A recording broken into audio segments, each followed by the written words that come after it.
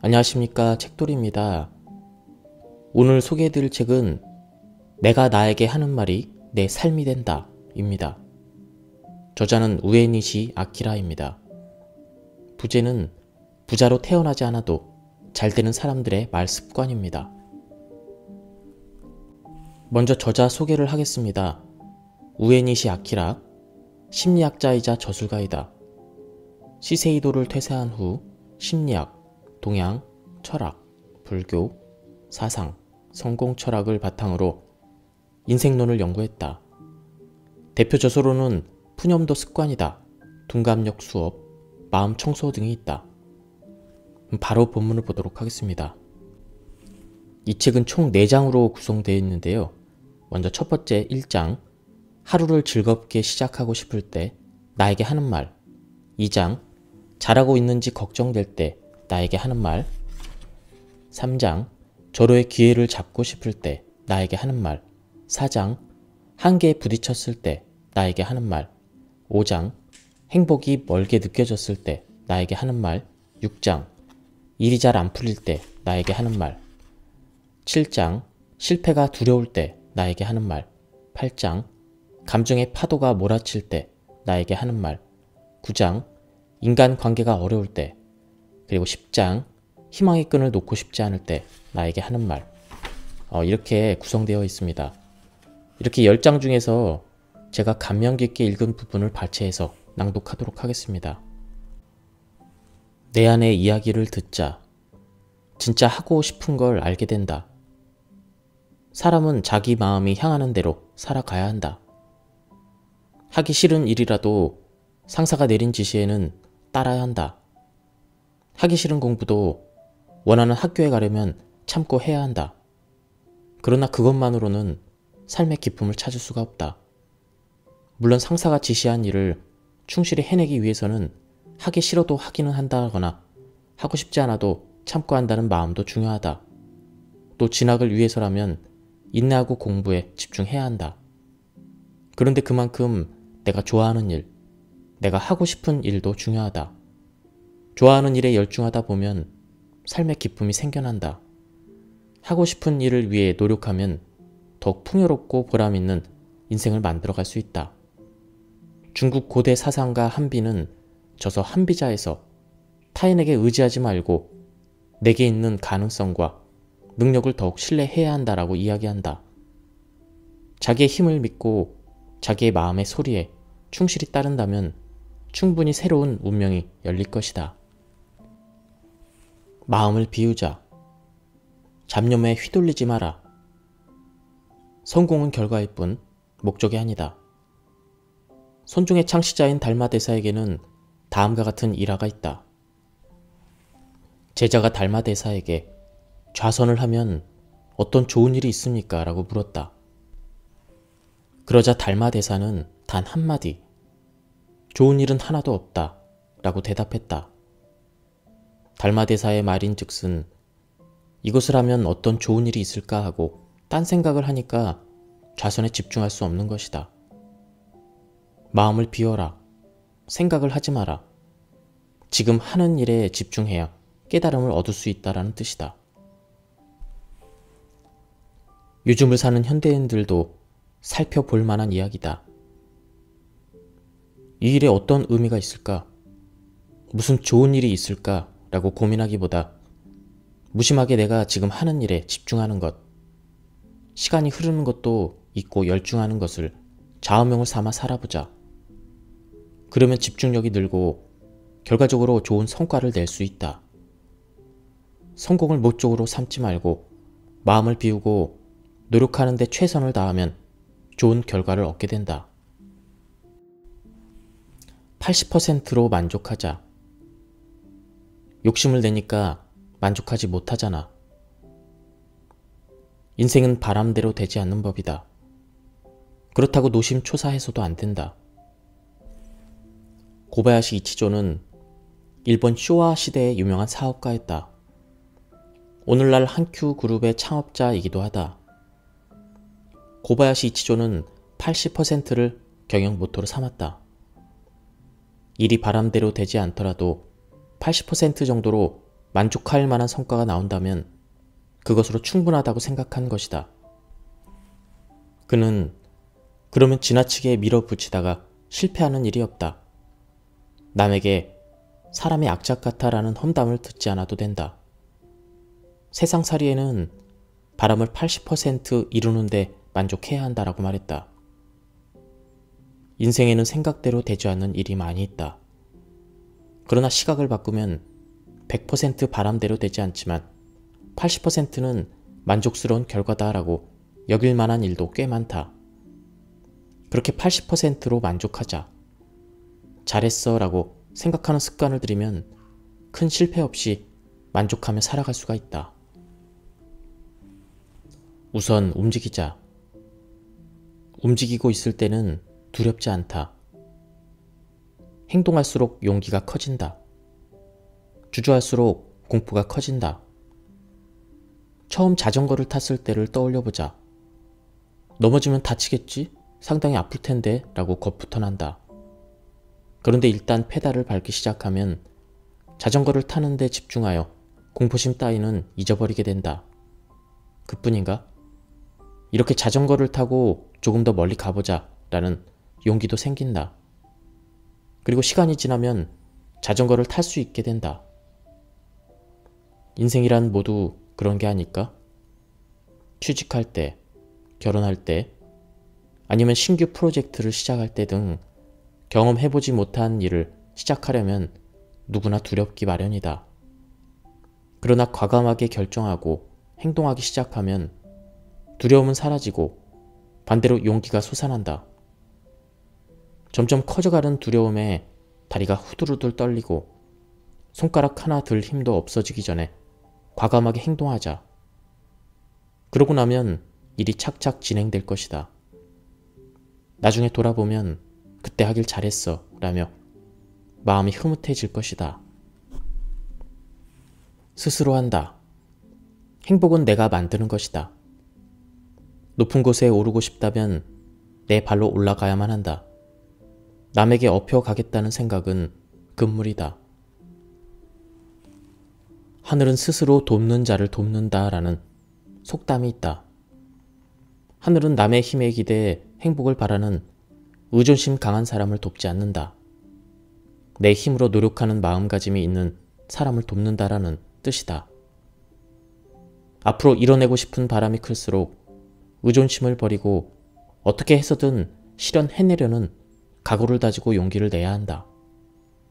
주변 사람에게 기대려는 경향이 큰 사람은 아주 작은 꿈밖에 이뤄내지 못한다. 또 다음처럼 이야기해볼 수도 있다. 남에게 도움을 받아 꿈을 실현했다고 치자. 본인이 느끼는 기쁨이 얼마나 될까? 남에게 기대보려는 의존심을 버리고 내 힘으로 이뤄냈을 때 그때 느끼는 해냈다, 포기하지 않길 잘했어라는 기쁨에 비할 수 있을까? 등산도 마찬가지다.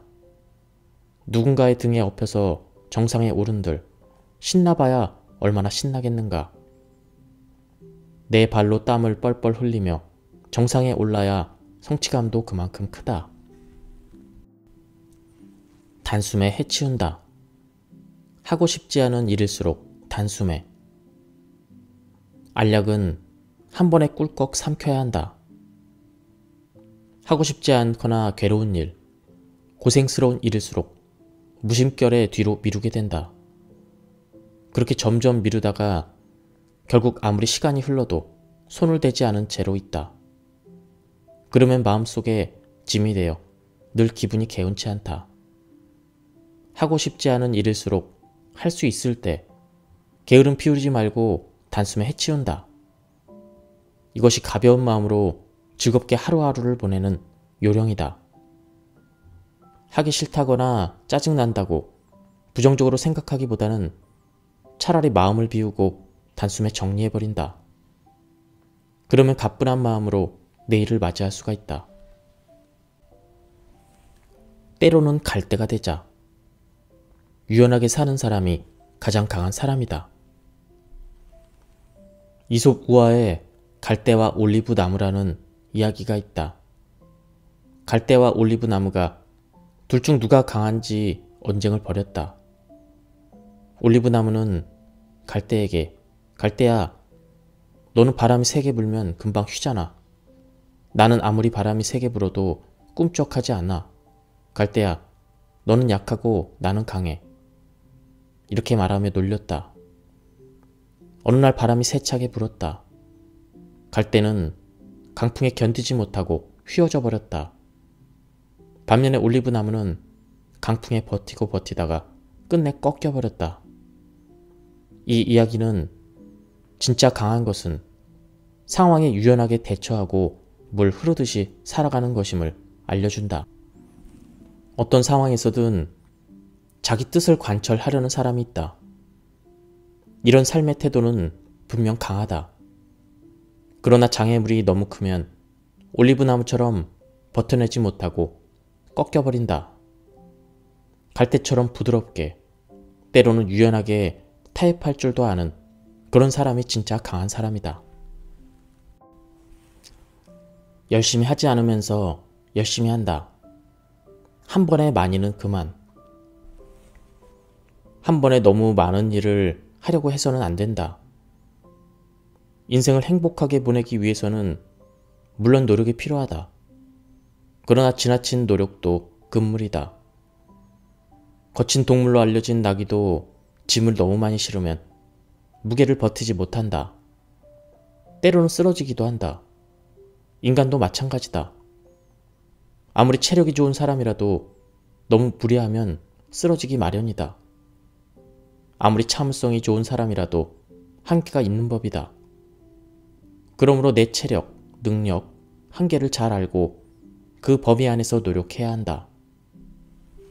큰 일을 해낸 사람이라고 해서 남보다 몇 배나 되는 체력이나 능력이 있는 게 아니다. 그런 사람은 자신의 한계를 알고 자기 속도에 맞춰 인생을 산다. 이런 사람이 끊임없이 노력하며 큰 일을 해내는 것이다. 갈팡질팡하고 있다면 예스, 무엇이든 받아들이는 자, 기회가 많아진다. 하지 않을 핑계만을 생각하며 살아가는 사람이 있다. 흥미로운 일을 부탁받아도 지금 다른 일이 있어서, 돈이 없어서, 그럴 능력이 없어서, 관심이 없어서 등 갖은 이유를 대며 못하겠다라고 대답한다. 이처럼 못한다라는 대답은 기회를 좁히는 결과가 되지 않을까? 오이디푸스라는 고대 로마 시인은 물고기는 낚지 못할 것 같은 곳에 있다라는 말을 남겼다. 행운은 뜻밖에 있는 장소에 있다는 뜻이다. 무조건 못하겠다고만 하지 말고 일단 주어지는 대로 무엇이든 해보자. 생각지도 못한 기회를 많이 얻게 된다. 큰 꿈은 하나만. 힘을 집중하기 위해 폭을 좁히자. 물론 지금의 나쁜 상태가 계속되기를 바라는 사람은 없다. 어떻게 해서든 벗어나고 싶어서 이렇게도 저렇게도 해보게 된다.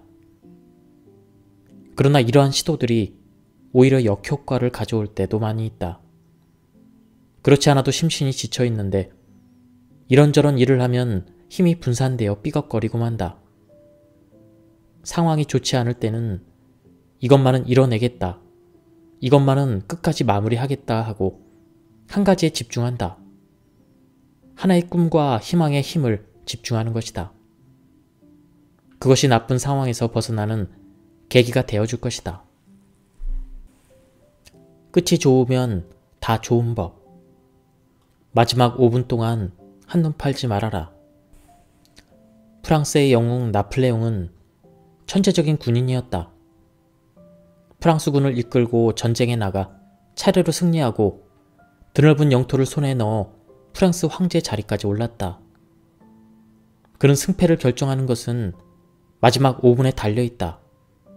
여기서 힘이 빠지면 그때까지 유리했던 전투도 적에게 역전을 허락하고 만다라는 이야기를 했다. 이 말은 현대인의 업무와 생활에도 도움이 될 것이다. 예를 들어 직장이나 동아리 모임에서 자기의 의견을 잘 관철하는 사람이 있다. 또 상담이나 교섭 자리에서도 굵직굵직한 이야기들을 잘 마무리 짓는 사람이 있다. 이들의 공통점을 살펴보면 역시 마지막 5분에 전력을 다한다는 것이다. 이들은 처음에는 자기 이야기를 하기보다 상대의 말에 귀를 기울인다. 한창 논의가 절정에 다다랐을 즈음 그렇다면 이렇게 하시죠 라며 자기 주장을 꺼내면서 이야기를 마무리한다. 말하자면 처음부터 이긴다가 아니라 마지막에 승리하는 교섭을 위해 노력하는 것이다. 감사는 행복을 여는 문, 작은 은혜에도 깊이 감사하자. 에도 시대에 활약했던 농업경영인 니노미야 손토쿠는 나달 하나이라도 천지인 삼덕이 없이 생기지는 않느니 라는 말을 남겼다. 작은 쌀 하나이라도 하늘의 은혜와 땅의 영양분, 그리고 농민의 정성이 담겨 있으므로 진심으로 감사하며 먹어야 한다는 뜻이다. 이 말은 곡식뿐 아니라 남에게 받은 은혜는 아무리 작은 것이어도 나를 위한 것이므로 진심으로 감사해야 한다라고 해석할 수도 있다. 남이 내준 베품에 대해 내심 이런 게 무슨 소용이 될까 라고 느껴질 때도 있다. 그렇더라도 이깟것 별 볼 일 없는 베품이 무슨 도움이 되겠어 라며 불평을 쏟아내는 것은 삼가해야 한다. 작은 도움에도 진심으로 감사하면 상대는 나를 예의 바른 사람이다, 인성이 확실한 사람이다 라고 높이 평가하며 다음번에는 정말로 큰 은혜를 베풀지도 모른다. 할 거면 크게, 대담하게 움직이는 편이 더 잘 된다. 신중하게 상황을 고려하여 제대로 준비한다. 단 행동할 때는 대담하게 라는 말도 성공의 가능성을 넓히는 방법이다. 대담한 행동은 주변 사람들을 놀라게 하며 강한 인상을 준다. 검술의 대가 미야모토 무사시는 오륜서에서 서두우수라는 말을 했다. 준비할 때는 쥐처럼 세심하고 행동할 때는 소처럼 대담하게 움직여라라는 뜻이다. 무사시는 이것이 상대를 압도하고 승부에서 이기는 요령이라고 말했다. 지나치게 신중하여 행동까지 신중해져서는 안 된다. 그러면 남들과 다를 바가 없다. 신중하게 행동하면 주변 사람은 용기가 없다, 자신이 없다라는 부정적인 인상을 받을 수도 있다. 일단 행동할 때는 대범할수록 이 사람은 남과 다르다라는 감탄과 좋은 인상을 줄 수도 있다. 평소에는 신중하다가도 기회가 다가오면 담대하게 나서는 탄력성을 갖추면 성공에 한 걸음 다가설 수 있다. 좋은 흐름을 타자. 때론 흐름에 몸을 맡겨도 된다. 아무리 노력해도 상황이 나아지지 않을 때가 있다. 그러면 이제 한계야. 이 이상 어떻게 노력하지? 라는 생각이 들기도 한다. 이럴 때는 너무 애쓰지 말고 흐름에 몸을 맡겨보는 것도 하나의 방법이다. 예를 들어 다음과 같이 생각을 바꿔본다. 뭐라도 해야 될 텐데 이런 생각을 그만둔다. 이대로라면 큰일 날 텐데 라며 미래를 걱정하지 않는다. 마음을 비우고 담담하게 일상생활을 꾸려간다. 윗사람의 말에 순순히 따른다.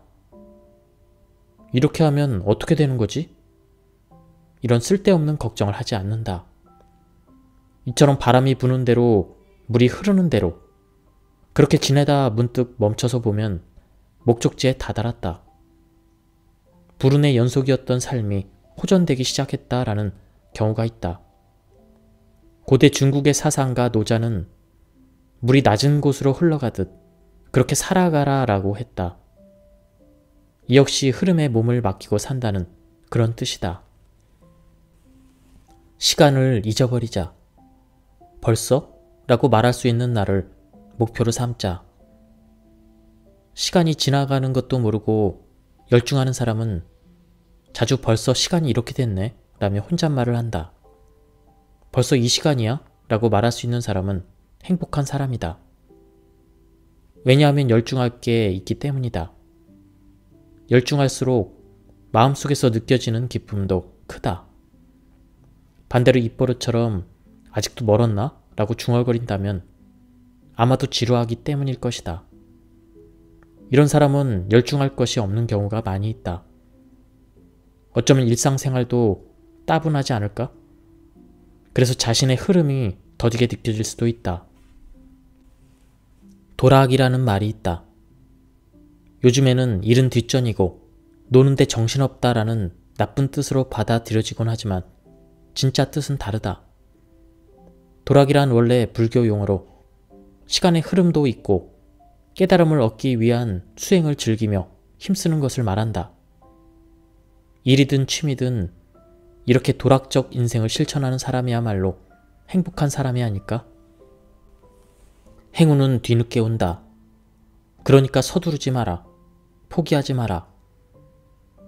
행운은 와줬으면 할 때가 곧 오겠지 하고 예상한 시간보다 조금 늦게 찾아온다. 아무리 행운을 잡으려고 해도 안 잡힌다면 그것은 속절없이 흐르는 시간에 마음이 초조해져 기다리다 못해 자리를 떠버리기 때문이다. 행운을 잡는 사람은 설령 예상한 시간이 지났더라도 잠시 머물며 행운이 찾아들기를 기다릴 줄 안다. 설령 일적으로 당장 눈에 보이는 성과가 없더라도 조금 인내하며 노력을 게을리하지 않는다. 부탁이나 사랑 고백을 했는데 상대가 답을 줄 듯 주지 않더라도 조금 더 기다려본다. 또 출세가 뒤처지거나 월급이 생각만큼 오르지 않더라도 먼저 포기하지 않고 다음 기회를 기다린다. 행운은 기다릴 줄 아는 사람에게 찾아온다.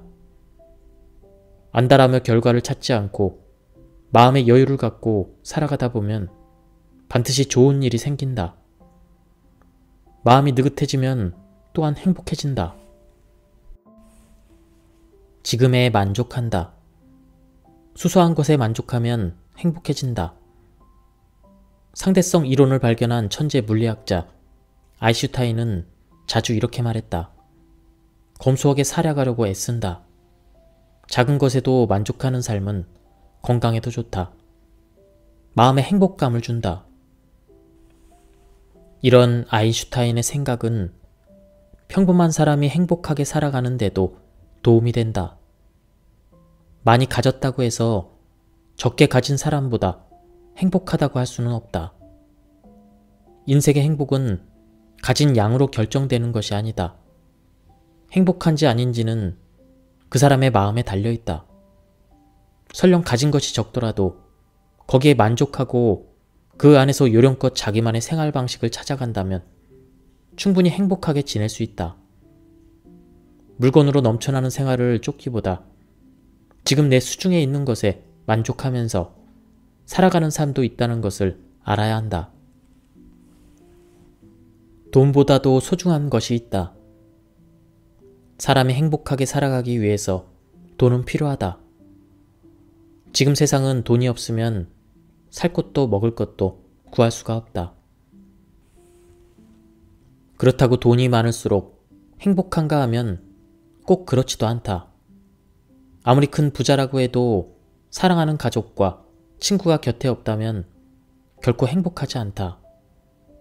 또 아무리 돈이 많아도 새로운 일에 도전하며 스스로 자기 인생을 개척해갈 용기가 없는 사람도 역시 행복하지 않다. 돈은 중요하다. 그러나 인생에서 사랑이나 용기처럼 돈 이상의 가치를 소중히 할 줄 아는 사람이야말로 진짜 행복한 게 아닐까? 에도시대의 양생학자 가이비라 에이케는 부에는 세 가지가 있는데 집의 부, 몸의 부, 마음의 부다. 이런 말을 남겼다.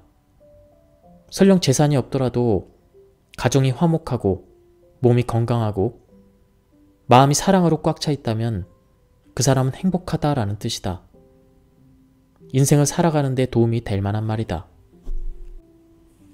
나에게는 가족이 있다. 마음이 편안한 장소가 있다. 사치품이 즐비할 정도로 풍요로운 집이라고 해서 꼭 행복한 가정은 아니다. 더욱이 부부싸움이 끊이지 않는 집이라면 행복하다고 말할 수가 없다. 아무리 대저택에 살아도 자식이 부모에게 반항하거나 방에 틀어박혀 있다면 그 역시 행복하지 않다. 하지만 살림이 조금 궁핍하더라도 사랑으로 가득한 집이라면 행복하다고 표현해도 되지 않을까? 가족이 끈끈한 인연으로 이어져 서로를 위하여 웃고 지내는 집은 설령 호화기구는 없더라도 또 조금 좁더라도 행복하다. 가정이 있는 사람은 물질적으로 풍요로운 생활보다도 마음 편한 생활을 목표로 삼아야 행복하다. 그러면 가족은 내게 무엇보다 중요한 존재로 느껴지게 된다. 독일의 문호 괴테는 임금이든 농민이든 자기 집이 제일 편안한 사람이야말로 가장 행복한 사람이다라고 말했다. 편안한 집이야말로 행복의 기반이다. 할 수 있는 일을 한다. 할 수 있는 일을 열심히 한 뒤에 기다린다. 중국의 앵무새와 임금님이라는 옛 이야기가 있다. 어느 날 앵무새가 살고 있던 산에 불이 났다.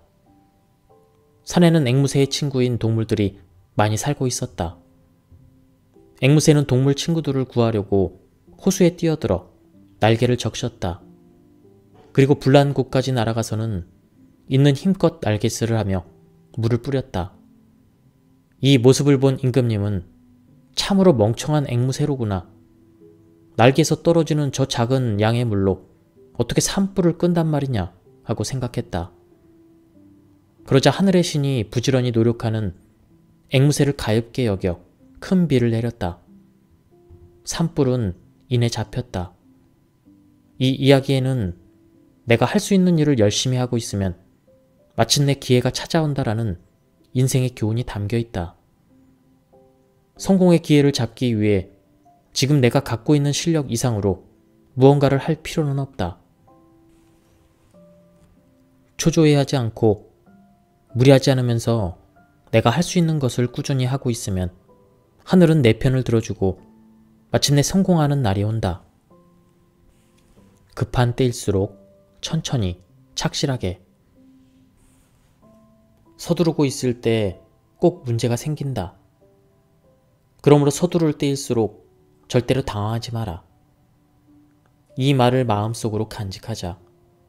급할수록 돌아가라라는 속담이 있다.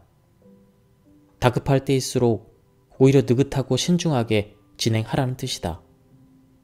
소설가 나카무라 시니치로는 인생에서 무리를 하면 언젠가 꿰맨 곳이 터진다라고 말했다. 이 말은 급하게 일을 진행하다 보면 대충대충 넘기게 되고 언젠가는 문제가 발생한다라는 뜻이다. 어떤 일이든 허둥지둥하지 않고 차근차근 처리해야 문제도 덜 생긴다. 걱정하지 마. 아무것도 아니야. 우선은 내가 편안하게. 영어권 속담에 악인의 마음에 평안은 없다라는 말이 있다. 반대로 표현하면 이 속담은 선인의 마음에는 평화가 가득하다라는 뜻이 된다. 마음 착하게 살아가자고 다짐하며 생활하면 마음이 온화해지고 좋은 일이 많이 생긴다. 우선 주변 사람들과 관계가 원만해진다. 마음이 평화로우면 따뜻하고 친절한 태도로 상대를 대하기 때문이다. 마찬가지로 상대도 나를 차분하고 상냥한 태도로 대할 것이다. 온화한 분위기 속에 서로를 향한 신뢰감도 높아진다. 마음의 평화를 얻고자 노력하다 보면 어떤 상황에서도 감정의 흔들림 없이 사물을 깊고 객관적으로 바라보게 된다. 올바른 결단을 내리게 된다. 장사나 사업에서 성공하고 싶다면 마음의 평화를 지키는 것이 중요하다. 또 마음의 평화를 얻고자 노력하면 신체적으로도 건강하고 활기차게 살아갈 수가 있다. 배불리 먹으면 잊힌다. 어떤 사람은 큰 충격을 받으면 맛있는 음식을 먹으러 가는데 그러면 대개는 잊힌다라고 말한다. 너무 큰 충격에 밥이 넘어가지 않는다는 사람도 있지만 맛있는 음식을 먹고 나면 기분이 좋아지기도 한다. 상사에게 혼났다. 친구와 싸웠다. 손해가 컸다. 연인에게 차였다. 이럴 때는 끙끙대며 고민한들 아무 소용이 없다. 맛있는 음식을 먹고 기분을 바꿔보자. 사람은 살아 숨쉬는 생물이다. 먹지 않으면 기운이 나지 않는다. 기운이 나지 않으면 다시 일어설 수가 없다. 맛있는 음식을 먹고 잘 자고 다음 날에는 아무 일도 없었다는 듯 활기차게 살아간다면 인생도 차츰 좋아질 것이다. 경쟁하지 말고 배운다. 싸우지 않고 상대에게서 배운다. 향상심이 없는 사람은 이것이 안 된다. 자기 생각만으로 해내려고 하기 때문이다. 라이벌이 저런 방법으로 일하니까 나는 다른 방법으로 할 거야. 따라 했다는 소리는 듣기 싫어라고 생각한다. 이런 마음 자세는 훌륭하지만 굳이 집착하지 않아도 된다. 라이벌의 방법에 장점이 있다면 배워서 내 일에 적극적으로 접목한다. 그러나 단순히 흉내내는 게 아니라 자기 나름대로 궁리하고 아이디어를 더해서 완성도를 높인다. 사회생활을 잘하는 사람은 이러한 유연성 덕에 쑥쑥 성장한다. 라이벌에게서 배울 점은 배워서 라이벌 이상으로 실력을 발휘할 가능성이 높기 때문이다. 남을 안심시킨다. 바보가 되라. 능력 있는 매는 발톱을 감춘다. 오다 노부나가는 자신의 가신 중에 도요토미 히데요시를 마음에 들어했고 이케치 미스 히데는 미워했다. 한 역사학자는 그 이유를 다음과 같이 설명했다. 히데요시는 노부나가 앞에서 결코 잘난 척하지 않았다. 늘 노부나가보다 열등한 것처럼 보였다. 그래서 노부나가에게 애교가 많다며 귀여움을 받았다. 한편 미스 히데는 저 잘났다는 듯이 떠벌려댔다. 노부나가는 건방진 놈이라며 멀리했다. 과연 수긍할 만한 부분이 있다. 성공한 유명인과 만났는데 실제로 보니 평범했다라는 사람이 있다. 그러나 실제로는 다르지 않을까? 성공한 사람은 결코 보통 사람이 아니다. 성공한 사람은 자기를 보통 사람으로 보이기를 잘한다. 왜냐하면 성공했다고 자랑하면 주변에서 시기하기 때문이다. 가급적 실력과 재능을 겉으로 드러내지 않으면서 보통 사람처럼 행동하는 것도 남에게 호감을 얻는 비결 중 하나이다. 예, 지금까지 내가 나에게 하는 말이 내 삶이 된다. 이 책에 대한 리뷰를 모두 마쳤습니다. 이 책은 크기도 적당하고요. 굉장히 간결하게 쓴 책입니다. 쉽게 읽혀지기도 하고 내용의 깊이도 있었습니다. 한번 구해서 읽어보시는 것을 추천드립니다. 예, 여기까지 들어주셔서 감사합니다.